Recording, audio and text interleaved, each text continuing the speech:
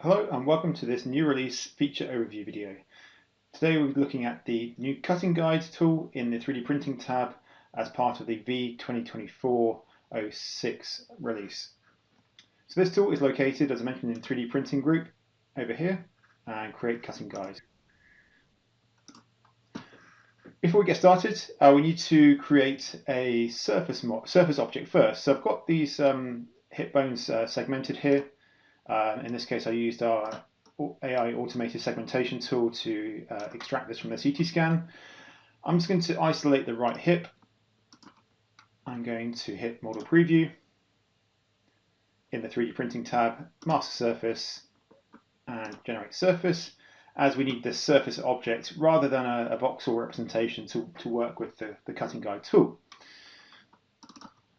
Okay.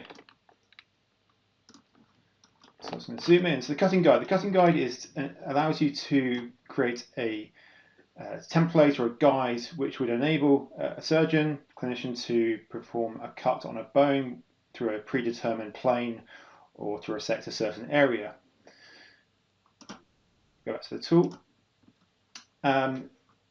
It's fairly quick and straightforward to do this. If we hit Add Guide, with a pop-up, we can give it a name. We can make sure the target is what we're expecting to be working on, this hip right from mask, which is the surface object.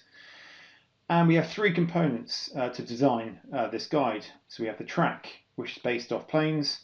We can add our pin and drill holes for stabilization and attaching it to the bone, and also the base to match it onto the bone surface. So we start off from left to right looking at the track. So we're going to pretend that we want to resect or cut away a portion of the bone at the top here. We're going to use the multiple plane options. They want us to use parallel projection, which is preferred in this method. And we can use multiple planes. Left click to create a starting point. Left click again, and then finally right click to finalize, in this case, 3 planes in sequence. You can go through these and edit individually. You can preview how it looks here.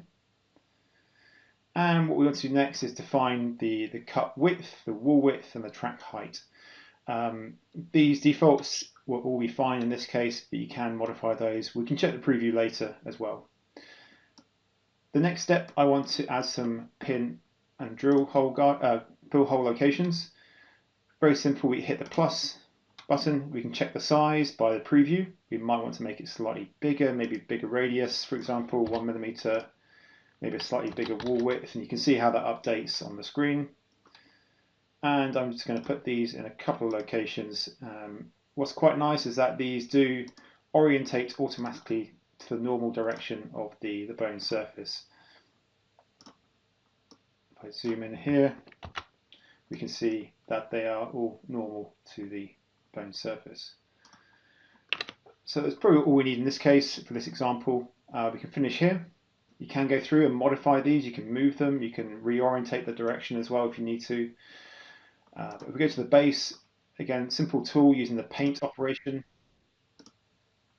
Just refresh the view here. Click paint. We get our paintbrush preview. It's quite small, so you can either modify it from the size here or shift mouse wheel, and you can see it updating on the model. I'm just going to trace where we want this to be. So you can see the track is extending around the bone. That's fine. We're going to use this new base to restrict where the track goes. So I'm just going to kind of pad out a bit where the pin and drill holes are. So something quite organic in nature. So we don't have to worry about the smoothness. That's all taken care of. But that's the triangle selection we want to work with. Untick. And then we can hit preview. We can start to see how that's looking. In the track, we just need to make sure that our track is now going to be restricted. So you can see how it's going around the edge here. We want to stop it at the edge of the base here. So we just make sure that option is ticked. And I'm just going to save that and then click on the I button to preview it all at once at the end before we convert it to a surface object for export or any other further modifications you might want to make with the surface tools options in the software. So those are the 3 options you need to run through.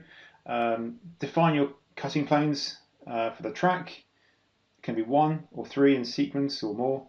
Then you need to define your drill, pinholes, locations. Again, there's options to modify these individually, change the shape, size, orientation of those, where you want to project those holes. And finally, the base, so you can provide the kind of stable base matching to the bone surface through a very simple painting operation. And there's quite a nice feature with that restrict track to the base, so you can define the edges of the track with the base ends like this. And there we go.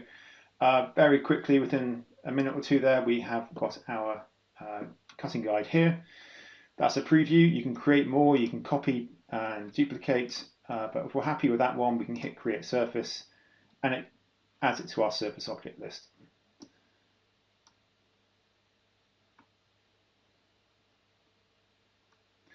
There we go. Thank you very much for watching. We look forward to hearing your feedback on this tool. If you've got any help or questions, please do get in touch with our support team. Thank you very much.